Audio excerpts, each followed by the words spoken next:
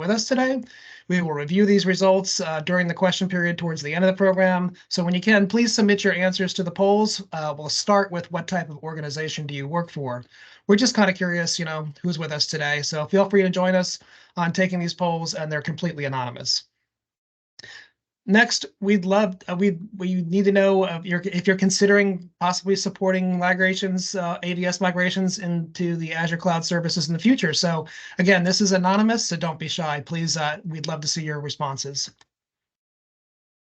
If you have questions today, please put them in the chat, raise your hand, or you can always email us at youalreadyownit@go-planet.com. For more information about today's program and some of our past blogs and Cloud Office Hour recordings, be sure to check out the links in the newsletter. If you are not getting that newsletter, please reach out to Michelle McGraw, our subscription coordinator, to get onboarded to the program or added to the email list. Also, be sure to check out the included useful links at the end of this deck of the presentation. One last thing, we record all these programs, so feel free to share them with your colleagues. With that said, just a quick warning that we are now going to start the recording. Welcome. Today we'll be discussing unlocking efficiency and agility with Azure VMware Solution, AVS. For those new to AVS, just think of it as an extension of a local or an on-prem VMware environment that now can be deployed into Azure. Today, we'll get into some of the benefits and why you might want to consider a move to AVS. So with me today is Karsten Du. Karsten has been in the industry for nearly 30 years and has worked with Microsoft products since 1994. He was part of enabling cloud services in the late 90s with an ASP in Norway before he moved to the US in early 2000. In 2006, Karsten joined our family here at Planet as a consultant and has worn several hats serving customers all over the US. He spent the last decade around Microsoft Cloud offerings with an emphasis on teaching customers the cloud platform among all the ongoing projects as well that he does. Also with Karsten, please welcome Rich Erickson. Rich has been in the industry for over 20 years, primarily working with Microsoft products and infrastructure management. He has spent the last 10 years working with Azure Cloud Platform with an emphasis on automation and application infrastructure modernization.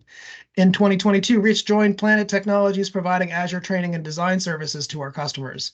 Karsten and Rich, we're so glad you're joining us on the program today. Thank you for joining us. We'll have a full agenda here today, so let's get started.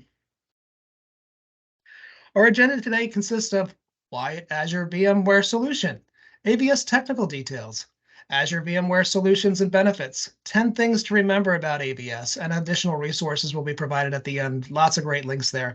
And of course, we want to save some time for your questions and feedback. So, if you've gotten started on this journey, we'd love to hear about that. With that now, I'm going to turn this over to Karsten and Rich to tell us more about why you might want to consider AVS. Guys, take it away. Thank you, Ken, for the introduction. We're gonna dive straight into our agenda here, where we're gonna start talking a little bit about why VMware Solution in Azure. So, Rich, I'm gonna hand it straight over to you. Why do we need VMware in Azure? So, as Ken has already mentioned, one of the key benefits of the AVS solution is that you are deploying a VMware environment directly in Azure. So think of it as you're extending your existing environment. You're just establishing a new vCenter in Azure. So that gives you the direct advantage where you are leveraging all the existing knowledge you have in your existing administrators, and that you can use the same tooling that you've had. So there's minimal thresholds as you're entering into the Azure environment and getting into the VMware services there. Once you get AVS up and deployed, all of a sudden you're just enabling the use of all your existing tools. Okay, great. So just to make sure everyone follows this conversation, what does VMware actually do for your IT department? Yeah, so just covering VMware, it's the big player in the virtualization space. So it's giving you that abstraction from your existing hardware, allowing you to build out a VMware vCenter with multiple nodes and hardware servers into clusters, and then where from that you're getting that high availability in VM ability where you have a hardware failure, you're just migrating into that into a new host within your vCenter environment. And then so where you're covering all your virtual machines, you also getting into abstracting your networking layer when you're getting into the VMware NSX platform, as well as storage with vSAN. So you're really abstracting yourself from your physical hardware. So when you're going to deploy new services, that is not a concern. You can just focus on the actual VM deployments. All right, great. Okay, so let's move ahead and let's look at some other benefits AVS provides to the customer. Yeah, so just starting with, as we're talking, allows you to expand your existing environment so you can quickly scale out into the cloud, not having to learn new automation or other tooling as far as getting your environment out there. Again, you get the HA benefits with your VM management as far as being able to move between servers, providing that failover that you're used to. Also, a big thing that we've seen it used for is in the space with merger and acquisitions, where as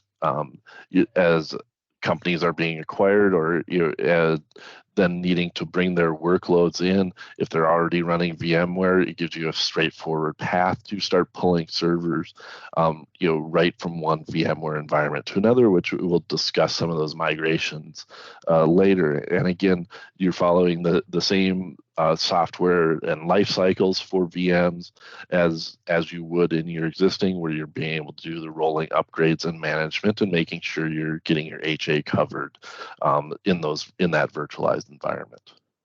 All right. So you talk about desktop virtualization here. It's called out Horizon or Citrix. So what is it Horizon do here, and why is this significant? So Horizon for VMware is that desktop virtualization management. So it allows you, by looking at being able to implement Horizon, if you have that currently in your on-premise environment, you can quickly move your Horizon workloads up into Azure, keeping them close to where the client access is staying close to where your servers are running as well. Okay, so you can move your desktop compute also into the cloud. Why is that significant?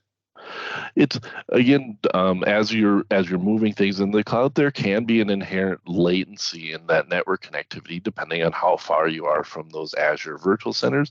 So especially we see with legacy applications, when you're running a thick client and a server, there can be impact as far as the performance of that, because when you move to Azure, you can be anywhere from maybe 15, 20 milliseconds now from where, depending on your location, to those Azure data centers, and then that can be a way to impact, or that can impact the operation of your applications.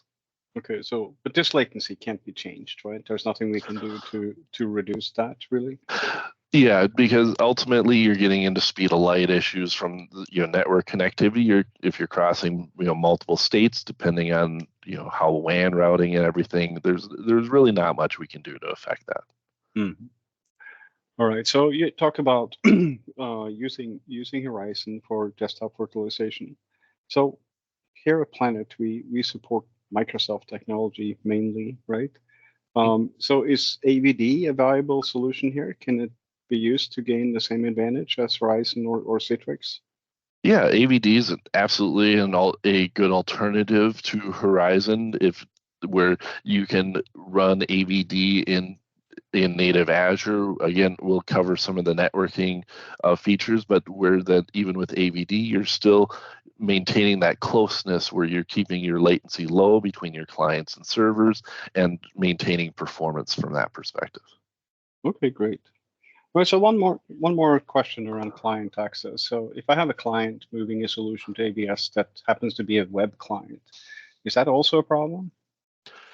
Generally, no, because again, that's looking at HTTP, HTTPS connections, and just as any website on the internet is, that is a very latency tolerant connectivity, so that that 10 or that 15, 20 milliseconds, whatever it may be for your solution, generally isn't impacting there.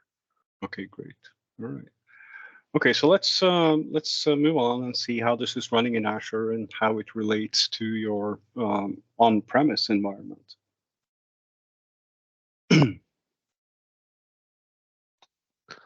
So the AVS solution is managed VMware implementation built in the data center. So what is the expected connectivity here and between on-premise and AVS running in Azure?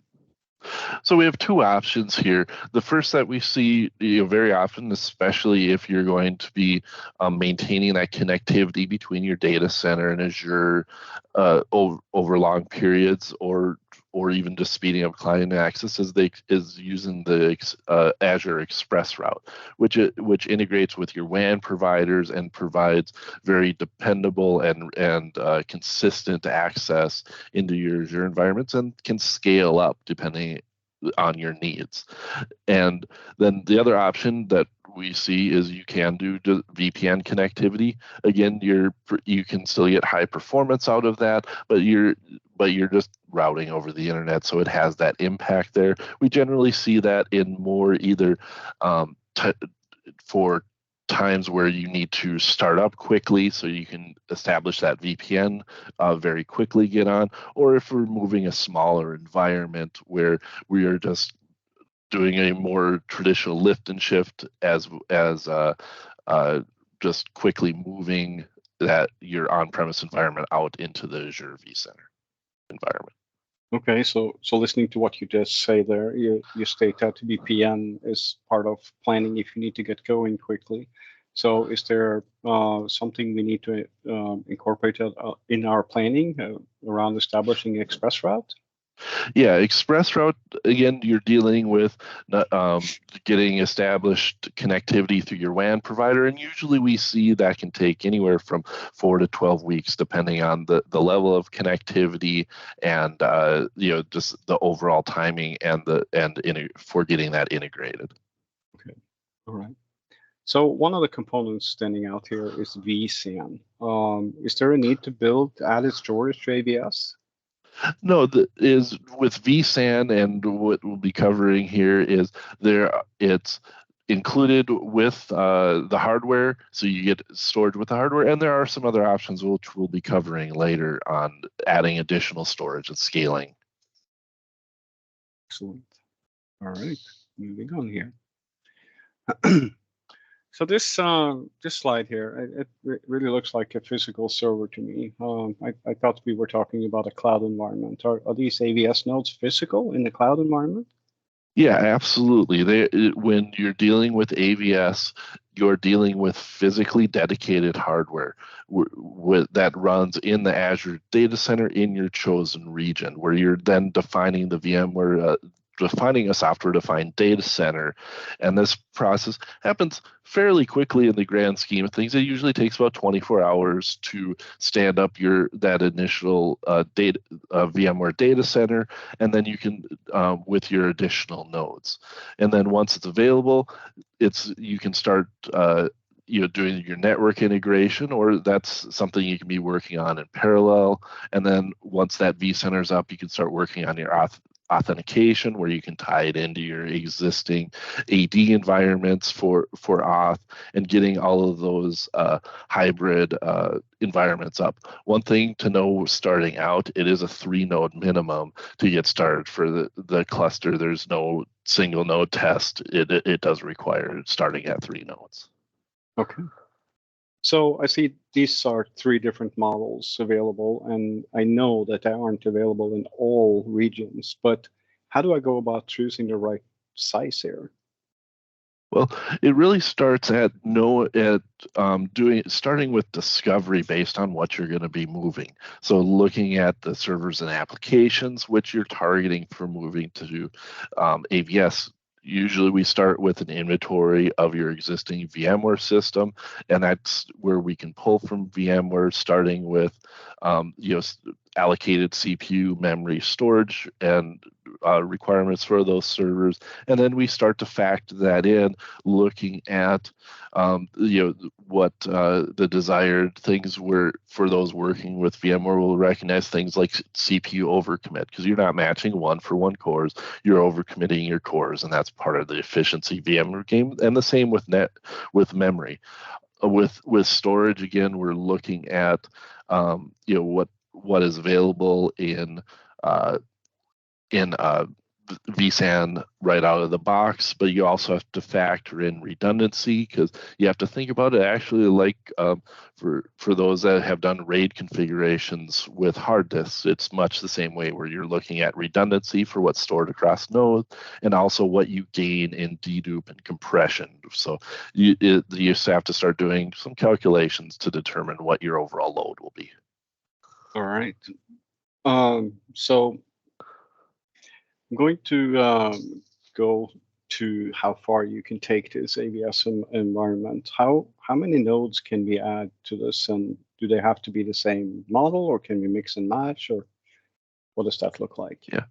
Yeah, so in a single VMware software-defined data center, you can have up to 96 nodes, and then these nodes are then spread across the clusters within that, where you can have up to 16 nodes in a cluster.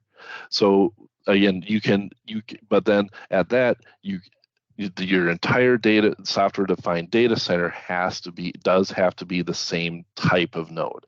So even if you're doing multiple clusters, they do all have to be the same node size. When you're evaluating, to change node size would require setting up an additional VMware data center environment.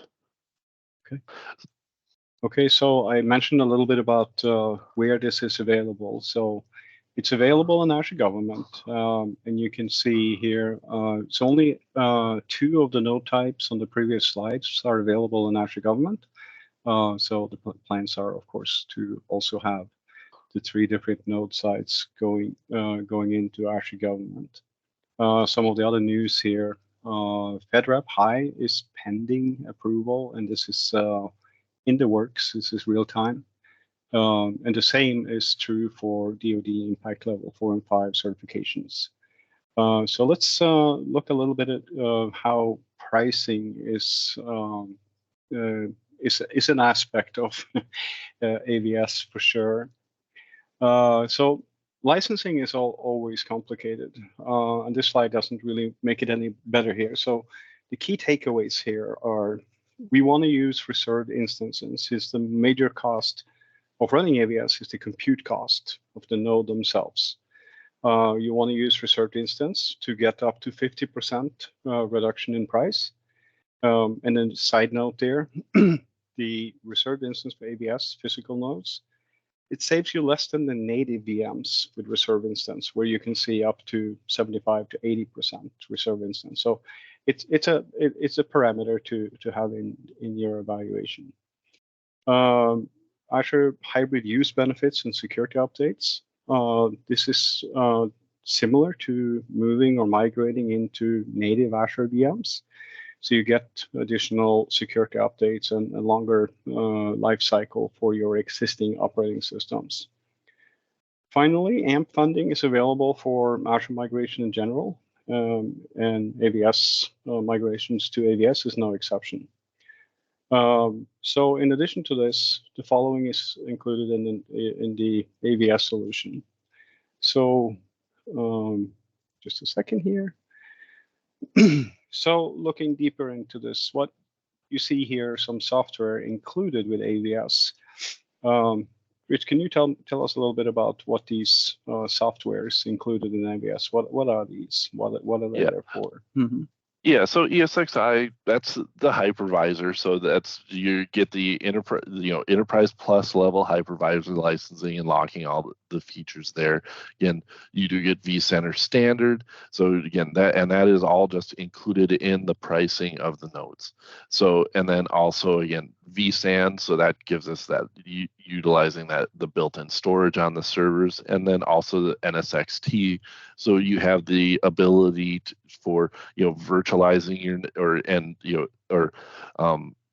abstracting your network environment, and again, leveraging all that NSXT with its built-in firewalls for microsegmentation and load balancing capabilities. So if you're leveraging that on-prem, that's something you can continue to leverage in the cloud.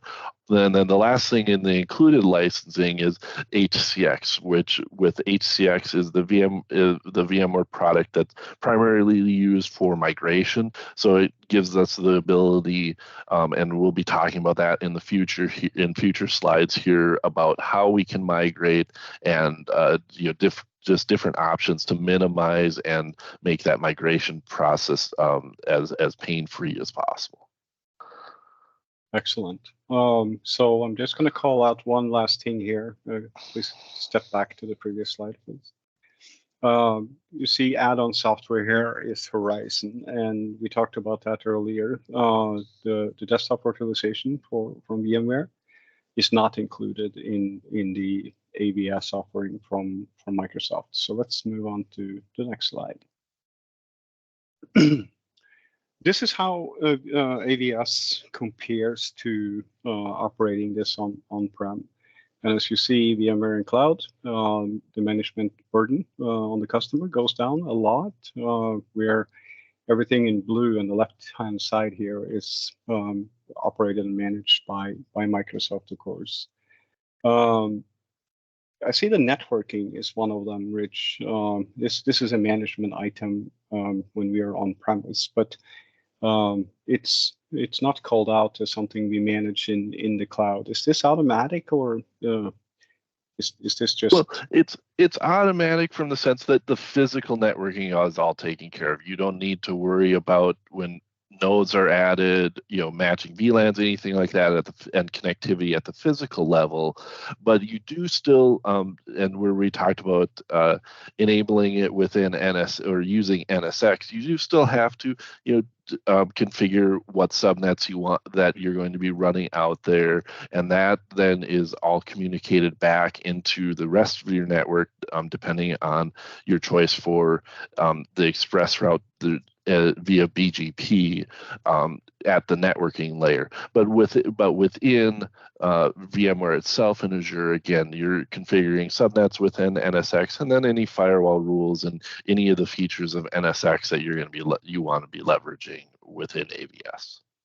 All right, excellent.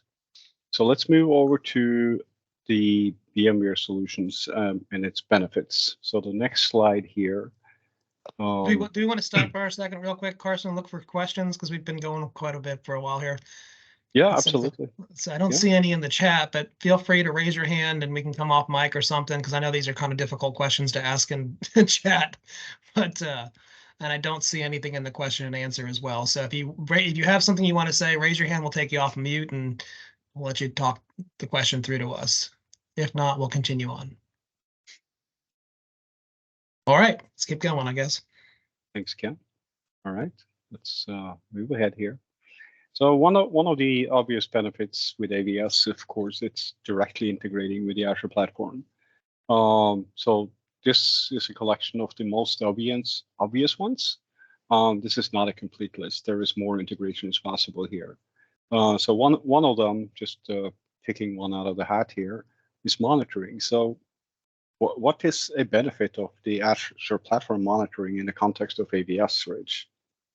So just right out of the box, you get, depending on what you already have, whether in Azure or on-prem, you can start integrating. With AVS, you can just start integrating it into, if you're leveraging log analytics, where you can just start streaming those base level infrastructure logs into your existing monitoring solution in Azure. So it's just streaming right out of there. And then for going beyond that, starting to look at workload monitoring, you can start integrating other Azure native tools. Like I said, with Azure Monitor, you can load Azure monitoring, the various agents to stream to log analytics and integrate with Defender for Cloud. You can also leverage your existing VMware monitoring, the VROPs and whatnot, can be expanded out into AVS if that's something that you need, even again looking at short term where you can extend your existing tooling. Okay, good. So you mentioned Defender for Cloud. Educated guess here. Does that require Azure Arc to be implemented? Yeah, for monitoring the VMs, again, what you're looking at is you're still having to load the agent. So if you're going to choosing to move forward with the Azure native services and that direct integration you can get there, you do need to load up Azure Arc onto the GIST VMs and that can help you then automate the deployment of the Azure monitoring agent, and as well as starting to apply policies with Defender for Cloud and starting getting those more advanced integrations there. Okay, great. So one of the items on the slide here, Defender for Cloud, kind of takes me into the next slide here. So Defender for Cloud is really our recommended go-to tool or portal in Azure for managing your compliance. This is an overview over the compliance coverage for VMware here. If you're a very fast reader, you'll see that there is no NIST 800, 171 or 53 called out here. They are, of course, supported on the platform, and they are also baked into some of the other compliance frameworks there, for example, FedRAMP High. So if a customer have portions of workload requiring particular compliance standard, would it be a use case to leverage AVS to isolate that environment so I can achieve compliance for parts of my environment?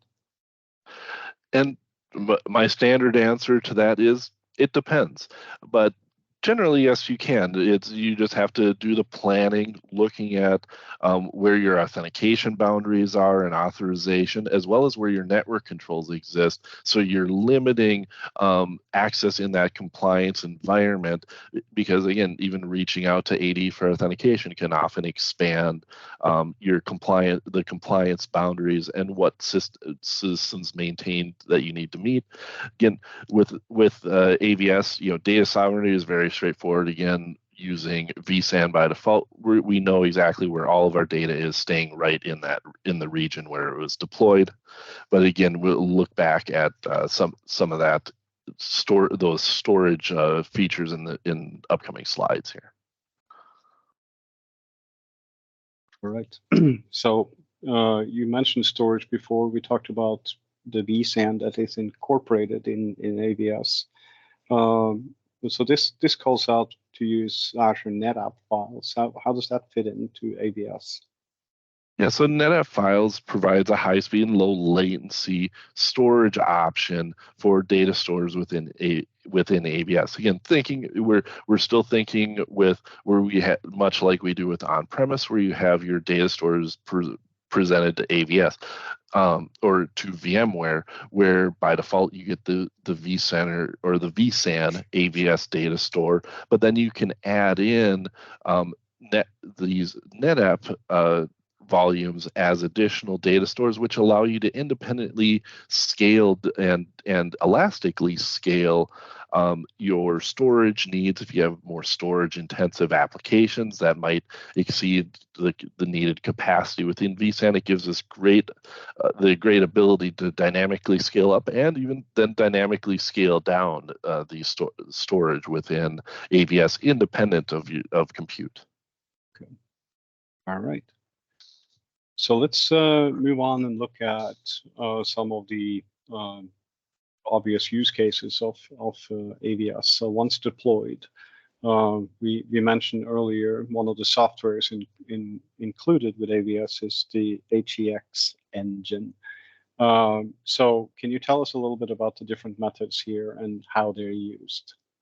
Yeah, so with HCX, it gives you the ability where you're establishing a relationship between your on-premise environment and AVS using HCX, which then gives you unlocks a few different options for how you start to migrate, where you can set it up where you're doing mass migrations, where you can set up where it will do background data syncs. So you can set up large scale migrations to say cut over a given app all at once, on a, after hours given weekend, where you can pre-stage all that data and then cut over copies of your VMs out into AVS, and HCX coordinates that. Also, for moving things more in real time, HCX enable vMotion migrations between your on-premise and AVS as well. And that's where, again, there's a couple requirements there. Some of them, a large scale of them, networking, which we'll talk about here in a minute. But so you can do with really minimizing downtime, where with the bulk migrations, you're looking at still needing a reboot, and it can be depending on the size of the VM, anywhere from 10 minutes to maybe an hour of downtime. With vMotion, you're getting down into seconds, or a matter of seconds or sub-second even cut over from your on-premise to Azure. Another option that we see used, and we'll be talking about this more, is looking at AVS as a DR option. And there's different ways to integrate AVS as far as covering, as a DR site for your existing on-premise data centers, or even looking at DR options from AVS itself. Okay. All right, so not so obvious challenges in using AVS. There are some technology challenges, and we have talked about network integrations a little bit, and latency. When network integration is being called out as a challenge, why is that? So when you're looking at migrating to AVS, there's a couple options available to you. And with one that's enabled by HCX is specifically what they call stretch networking, which is taking a existing network from your local data center and stretching it and making it available out within AVS. This has a couple of challenges with it. The big benefit up front is that you can migrate servers without changing their IP address. So if you have a lot of dependencies based on IP, whether you have maybe numerous devices out in your field that are communicating with that based on IP, that's something you can maintain. But then the challenge is that when you stretch these networks, you're still ultimately you're routing this traffic back to your on-premise environment. So you're crossing network bridges that HCX is establishing for you, and ultimately you have to decide in the long term, what are you going to do with those stretched networks? Where if it's very simple, say you're moving your entire data center out into AVS. Once you have everything moved, you can cut those networks over, and now then they are natively running in AVS as opposed to across that bridge, and maintain that. Or otherwise, if those networks are going to continue to exist on premise, you're going to have to start looking at, okay, how do I re-IP these services in order to natively operate in AVS as opposed to living on these stretched networks. One of our recommendations is to consider re-IPing your migrating workloads up front, because then you're just avoiding that dependency and where you're adding more to your networking environment with these stretched networks. Okay. But just re-IPing, of course, can be a challenge based on the size of your migrations, I take. So we talked a little bit about latency. We talked about latency in the context of client access. But latency, it means something else, doesn't it? Yeah, and again, we're just talking at network connectivity. So again, as we build in, depending on what region you build, it isn't next door. So again, we have that physical distance that we need to cross to the Azure data centers. And really even talking about stretch networking doesn't have a significant impact. You're talking maybe 1 or 2 milliseconds with stretch networking versus the native networking layer within AVS.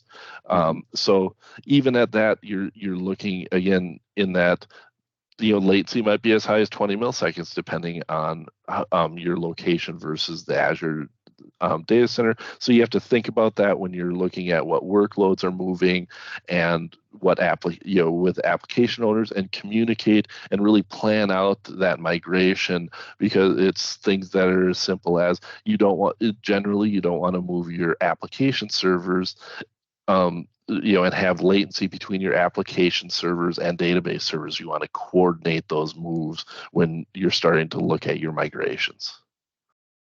Sounds like a lot of planning is needed. Absolutely. Yeah. So the last one here, this reads like a big one to me. So a roadmap is one that often culminates with a refactor. So refactoring to me means that we are either redeploying or redesigning an application. So it makes me wonder, is there any limits to how long I can use AVS for? No, at the core, there's no limits. Ultimately, it does come down to factoring things like cost, where if you're looking at keeping your utilization of your hosts high and looking at where that model of you are paying per host, if you're keeping that utilization high, your ROI is going to be good. But if you're starting to migrate off or looking at different services, again, that ROI is going to start to decline. But one of the big factors that I've seen with moving with AVS, now you're operating in an Azure data center. You have very high speed and low latency access to Azure native services. So you can start to look at refactoring, say, even into Azure PaaS services that wouldn't have been feasible from on-premise, thinking about things like your back-end services like database and storage. Azure has a great offering and stable of services there, where you can start to even simple refactors of, okay, I'm going to move my database hosting and simplify the management, not having to worry about redundancy and being able to offload that into those Azure PaaS services without having to change how the actual application code is hosted. It can still run on your existing VMs and reach out directly to those Azure services very performantly. So this last challenge here might actually be a benefit then, if you consider AVS being a stepping stone into native Azure services, it sounds like. Absolutely. Yeah. All right. So the last of the benefits we're going to talk about here around VMware, and a lot of customers are using these various flavors of these. So what are these methods, Rich, and what are these tools mentioned on this slide here? Yeah, so looking at disaster recovery, there's really kind of two scenarios. The first two are very similar, talking about, like I had mentioned earlier, about using AVS as a disaster recovery point from your on-premise VMware, where you can use any existing tools, which some of them are listed out there. With VMware has their site recovery manager. There's also offerings from Zerto and Jetstream for managing DR from VMware to VMware. Again, looking at from your on-premise vCenter to the AVS vCenter, and setting up replication and and recovery options there. And then you have the same idea where if you need DR for your actual VMware hosting, you can do AVS to AVS DR. So then you're moving where you have an AVS instance in two different Azure regions to be able to have that level of redundancy between those. And then again, you're still going VMware to VMware, so you have that option. You leveraging those existing VMware tools and partners. And then the last option that we have there is once you're in AVS, and I guess the same would apply.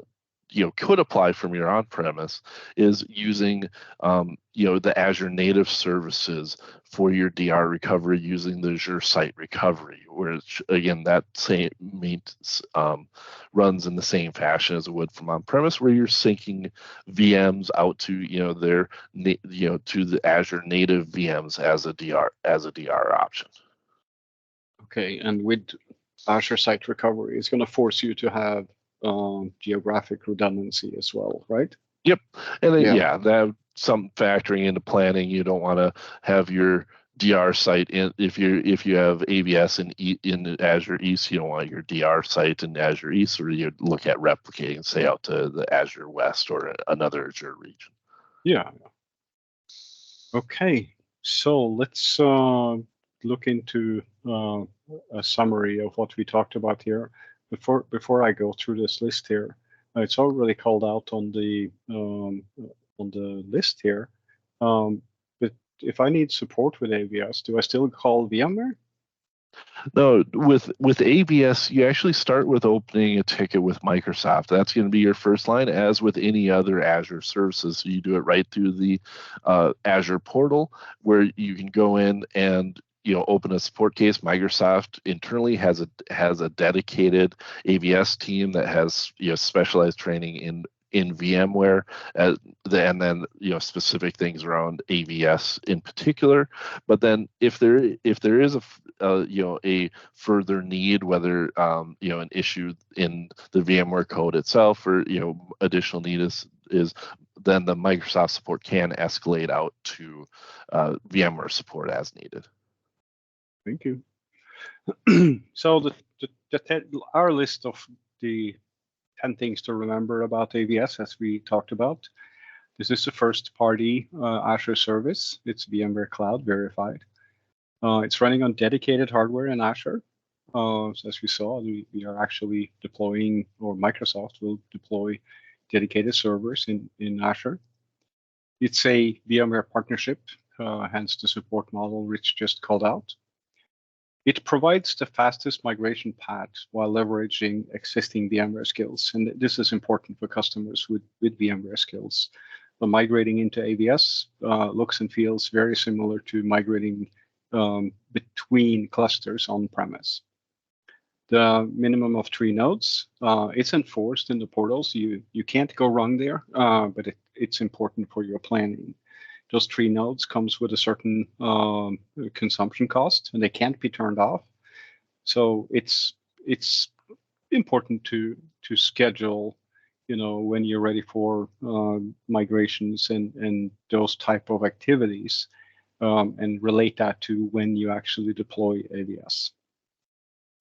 The licenses included in VMware, it covers, of course, the hypervisor ESX, the vCenter, the administration of it, vSAN, the storage, NSXT, which is the networking components, and HDX, which is the migration engine. The integration with other Azure services is key here. You get the benefit of being close, and as Rich called out, very low latency integration with anything in Azure. And you also can do external storage options without adding nodes. So we don't have to necessarily make our cluster larger to get more storage. We can use other methods. ExpressRoute is recommended for most use cases of AVS, but VPN is an option. And let's keep that in mind. If we're in a hurry to get AVS up and running, establishing VPN is way faster than ordering ExpressRoute, for example. Last but not least important, use reserved instances for your AVS nodes to get your compute cost down. That was the 10 things to remember about AVS. And finally, we have included some additional resources and links to information from Microsoft around AVS. And Ken, that concludes our presentation today. All right. Well, that was a lot of information, and I certainly learned a lot. I'm sure if there's any questions, please feel free to raise your hand, put a chat in the question in the window. If it's too hard to really ask your question, feel free to raise your hand so we can take you off of mute. or use the question and answer button there. Certainly, if you want to reach out to us afterwards as well, we're happy to answer your questions, and we will try to turn around those answers in 24 hours as part of the program. But yeah, it was a great program, guys. I really appreciate everything you put together here. I like the format. Learned a lot. When's a good time to think about moving to AVS? I guess that's a question I have. And that's for anybody, Rich or Karsten. I would think probably, when you're coming up for renewals on hardware or end of life on the VMware hardware, right? And just think if there's anything else. Yeah, it's looking at, or it's even, and you're getting towards the end of a lease on a data center. Yeah. It can give you that quick exit. The other would be, again, as I mentioned, with mergers and acquisitions, where it gives you, again, that's a bit of an assumption of running VMware on the acquired companies, but it does give you that quick landing zone where you can just begin to migrating servers and forming and getting that all consolidated. Awesome. I think I want to repeat what I said about the cost, the compute cost, the knowledge that you are deploying 3 relatively costly compute nodes, right? I think it's important to time your deployment with activities like mergers or migration plans. Gotcha. That makes sense. Okay, still looking for questions. If not, we'll still stay on. Let's do it. Start working on the roll up the end of this program here.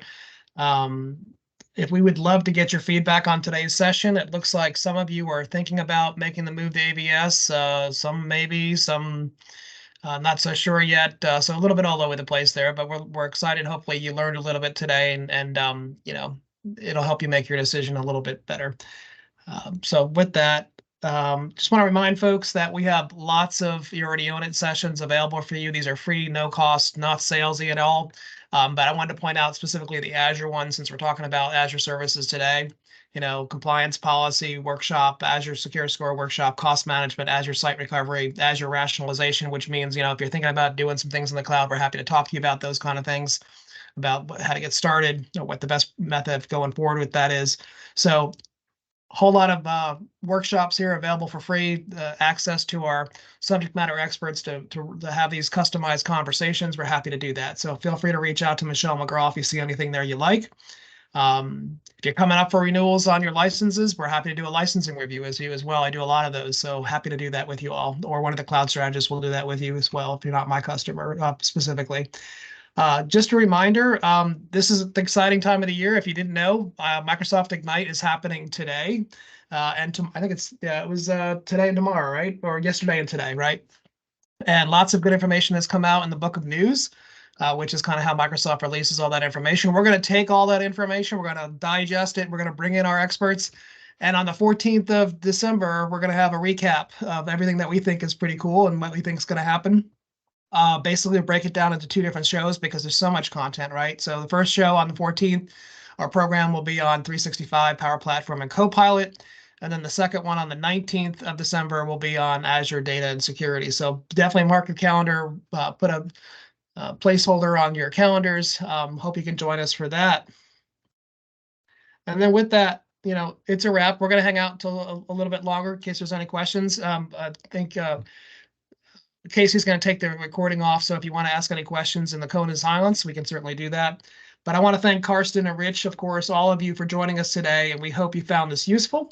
From all of us here at Planet Technologies, we are thankful